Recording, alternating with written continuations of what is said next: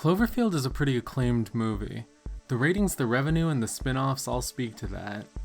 Producer J.J. Abrams was inspired by Godzilla merchandise to create a distinctly American movie monster. In my opinion, he achieved that remarkably well, but not necessarily the way he meant to. Let me share my findings.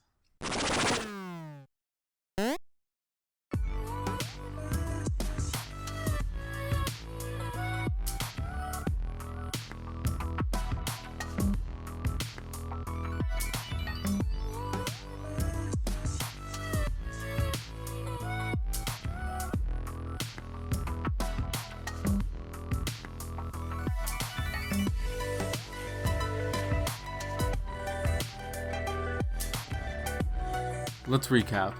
Cloverfield is a found-footage kaiju movie directed by Matt Reeves. The story is mainly told from the perspective of a guy named Hud. Hud, the perspective character. Hud. Hud is a total non-entity who only exists to point the camera at more interesting people, and occasionally at himself just to remind us that he's TJ Miller. Don't look at me like that, TJ. He's filming a surprise farewell party for his friend Rob, who's about to move for work. One thing that's really amusing to me is that the party is very clearly in full swing well before Rob even gets there. Like, nobody's here for Rob.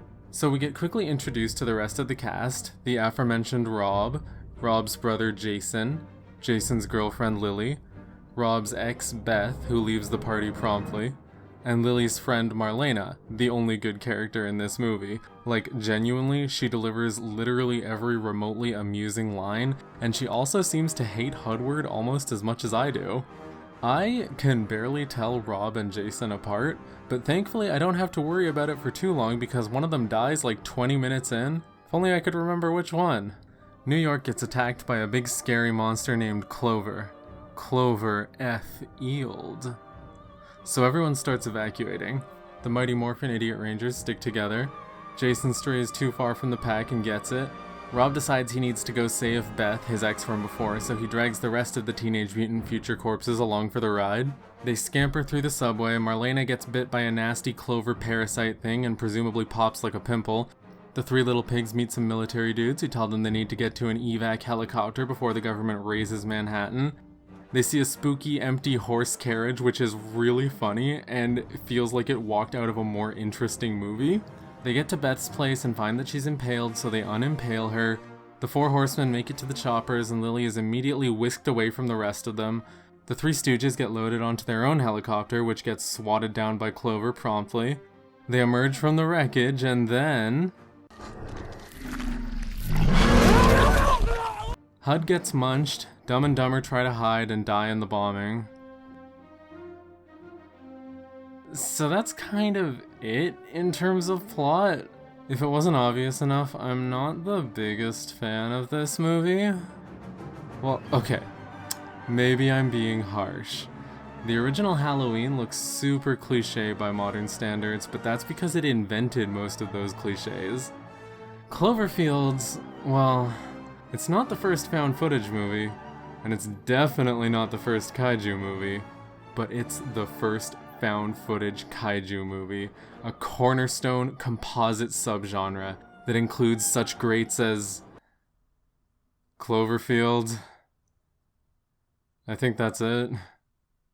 And okay, honestly, as a subgenre, I think there's a lot you can do with that. In fact, I think it's a genius mix of genres, but Cloverfield doesn't really live up to it.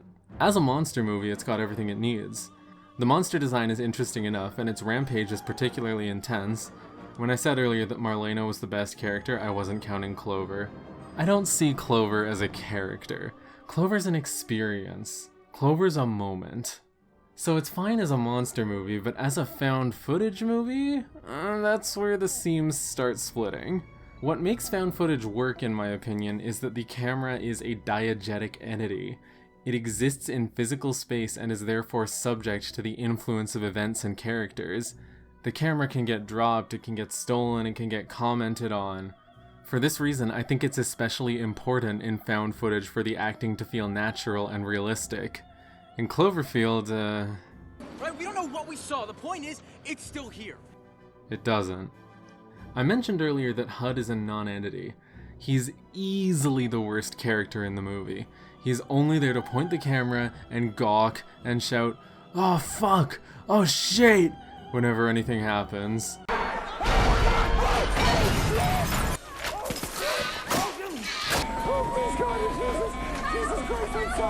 It sabotages the tone of scenes that could have otherwise worked.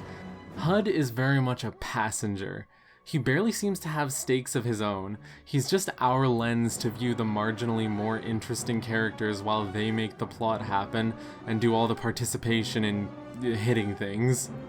The camera doesn't feel like an entity the way it should. If Hud's not ruining the tone of a scene by screaming and swearing over it, he's ruining the tone of a scene by describing exactly what you just saw. The three musketeers are looking for Beth's place and they see a semi-toppled building, and Rob has an obvious immediate reaction to it, and then Hud goes, "Is that Beth's apartment? Rob, is that her place?" God, masterful pathos. Also, whenever Hud points the camera at something, it manages to both feel too composed and too shaky, but it's like shaky in a constructed way, like a calculated sort of shaky. Still makes me nauseous though. Nothing really convinces me that Hud is actually there. Feels like a professional camera operator is there and TJ Miller is narrating over it. Also, this isn't about the movie itself, but I have to say this.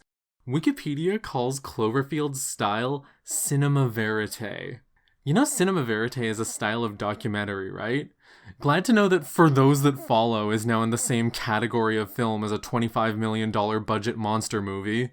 You might as well call Age of Ultron an avant-garde indie film at that point. The tone is also all over the place. It's like the movie never remembers what happened 30 seconds ago.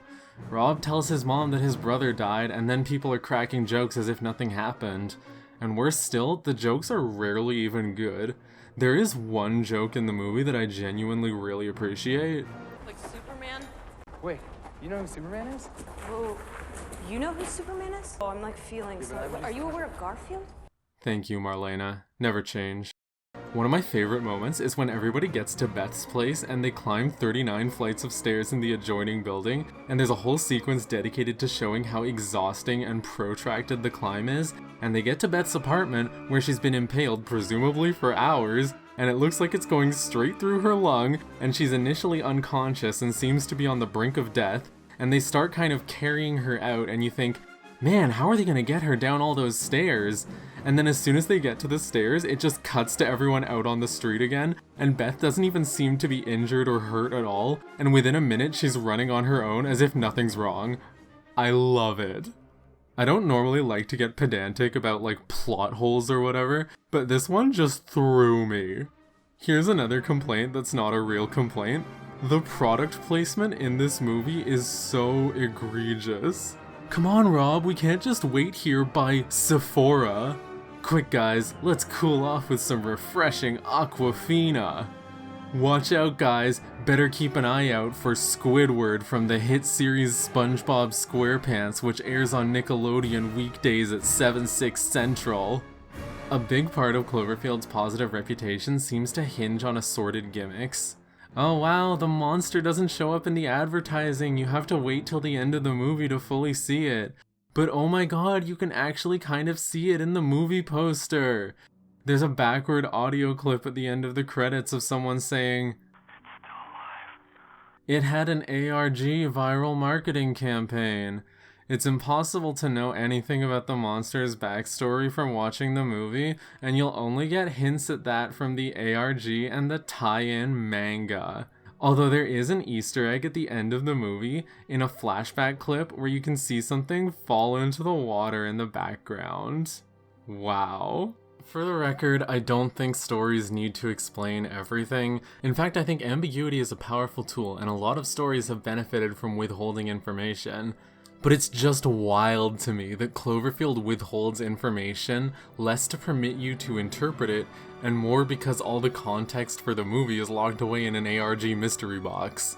I'm not necessarily opposed to doing something like that, having extra stuff in supplemental material or whatever, but this movie already doesn't have a lot going for it in my opinion. There are some things the movie does well. There are, on rare occasions, moments of genuine tension, especially if you mute the movie so you can't hear HUD. And the opening layover text that's like, "This footage was recovered from the artist formerly known as Central Park," is a great tone setter. This is nowhere near the worst movie I've seen. I mean, I've seen The Rise of Skywalker in theaters. Twice.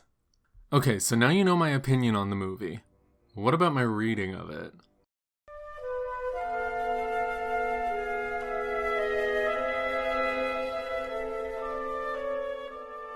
So disregard the plot summary, disregard everything you know about this movie, and just look at this sequence as it is. A bunch of people in New York City hear a boom, the power goes out for a moment, they run to the roof in time to watch a building explode in a plume of fire and smoke. Does this remind you of anything? I'm nowhere near the first to comment on this, by the way. There is a definite invocation of 9/11 in this movie, which was even more controversial a decision in 2008 than it would be today. Even as everyone runs to the roof, you can hear someone say, What do you think? Think it's another terrorist attack? "Another terrorist attack." An overt allusion to 9/11, and one with the air of, something bad has happened, but it's over now, right? And to cap it off, the scenario is rounded out with the destruction of a major national icon.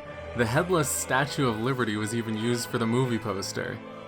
But wait, is that...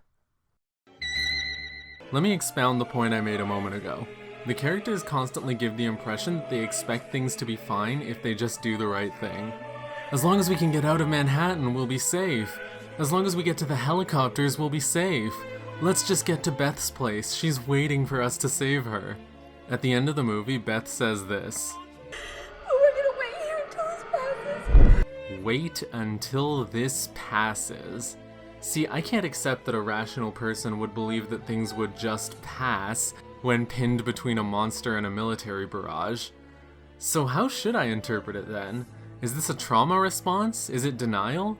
Does she not believe it? Is she just trying to, practice mindfulness? Here's how I read it. There's a sort of feeling of betrayal here, a violation of safety.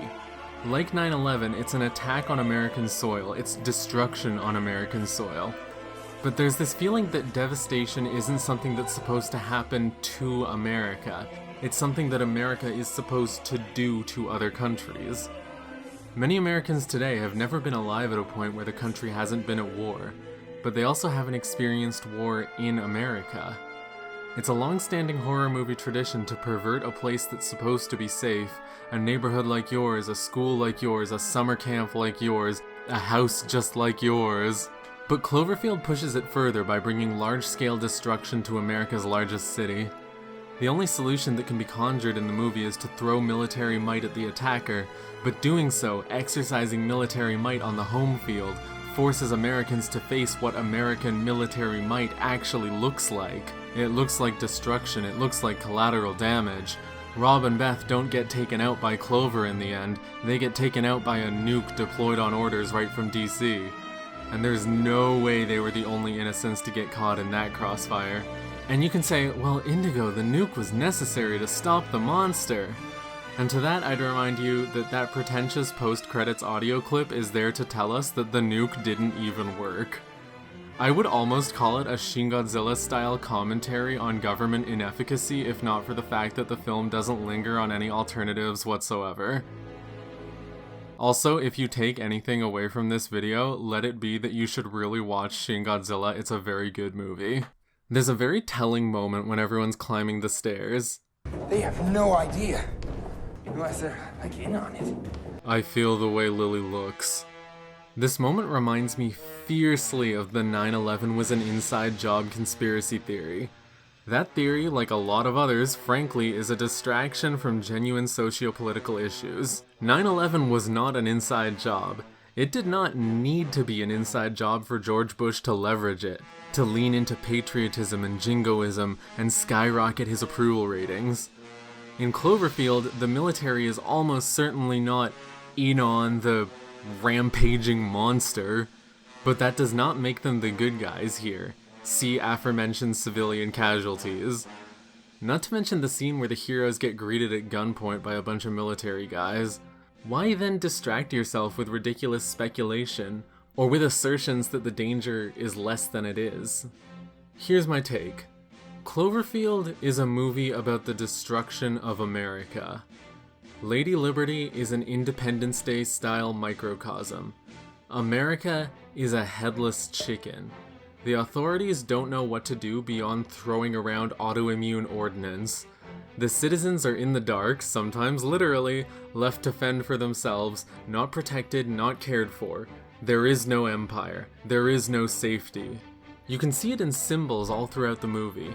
The desolate boutique, the empty carriage, the beaten up opulence of the hotel, SpongeBob SquarePants playing next to horrific news reports. I'm sure this is a society with great emergency response infrastructure. Wait, is that?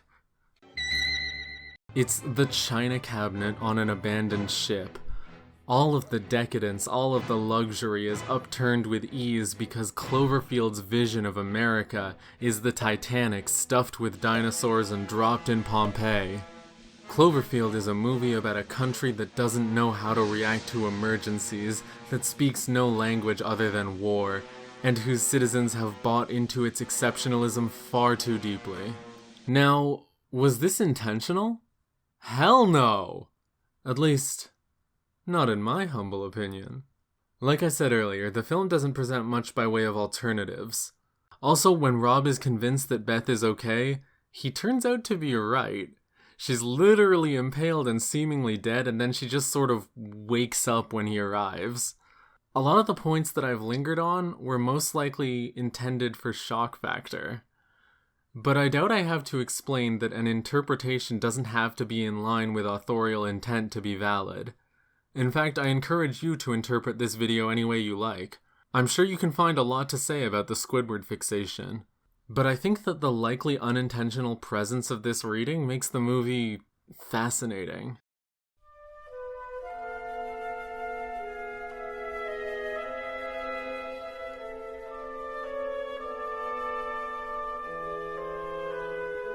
So J.J. Abrams wanted Cloverfield to be a distinctly American monster movie. So what makes Cloverfield so American? Well, here's an obvious one. It's set in America.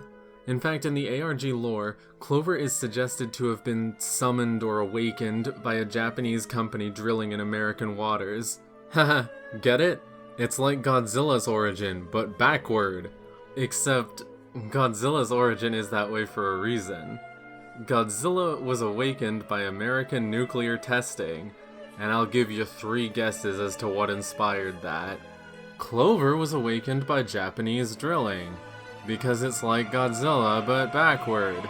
And if you don't think crude emulation of international art that eschews the point is distinctly American, go watch Godzilla King of the Monsters. Also, the name of the Japanese company is Tagruato, and is it me, or does that not sound Japanese at all? I don't know, maybe it's just me. It kinda sounds like a condiment to me. Like, you go to Subway, and they're like, would you like Tagruato for an extra $1? And you say yes, and they forget to put it on your sandwich, but they still charge you, and you consider pointing it out, but you already had to ask them to remove the banana peppers because they misheard you when you said salt and pepper, and you had to repeat it 3 times because they kept not hearing you, and you're already embarrassed, and you feel like you've caused enough problems, and you've spent so long thinking about it that you forgot to ask for a drink, but it's fine, you have water at home. You know what you don't have at home, though? Tagruato. So what else makes Cloverfield distinctly American? How tongue-in-cheek would it be if I said it's distinctly American because it's bad? I mean no prejudice by that. I love plenty of American movies. Some of my favorite movies are American. But Cloverfield feels bad in exactly the way a big-budget Hollywood movie would be. It's overacted and overwrought, its attempts at comedy miss the mark, and a big portion of the value ascribed to it hinges on extrinsic gimmicks, like how if you turn the poster upside down at midnight on the spring equinox, you can faintly see the ghost of Gordon Ramsay. But good God, this is a product of Hollywood. And I mean Hollywood as in the big-budget American film industry. A lot of praise and criticism for films and to a lesser extent art in general is tied to extrinsic elements. You can get an Oscar for the way you torture yourself for a role, regardless of whether your acting was even competent. Kubrick can get the credit for Duvall's performance. The text of a film, its substance as a piece of art, takes a backseat to everything around it. The marketing, the Easter eggs, the allusions to other things, the extent to which it perpetuates and continues an existing, recognizable brand. Not only is the author not dead, the author is profoundly alive. Why would this landscape not produce Cloverfield? In what reality would it fail to? If you can't tell, I'm not the most approving of this trend. What would my review and analysis have looked like if I were adhering to authorial intent rather than looking at the film itself?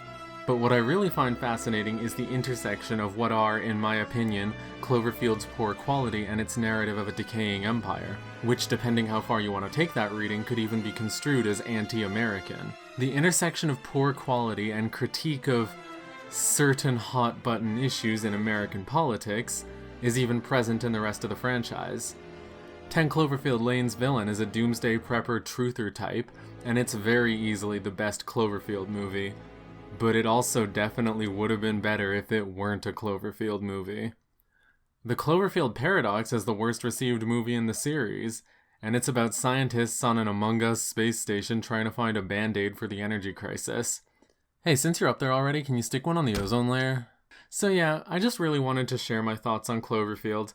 I always find it intriguing when a movie manages to provoke a lot of thought in me, even when I don't like it very much. I have fun engaging with art like this, and I hope that sharing my findings was fun for you too. So what do you think? Is this movie American or what?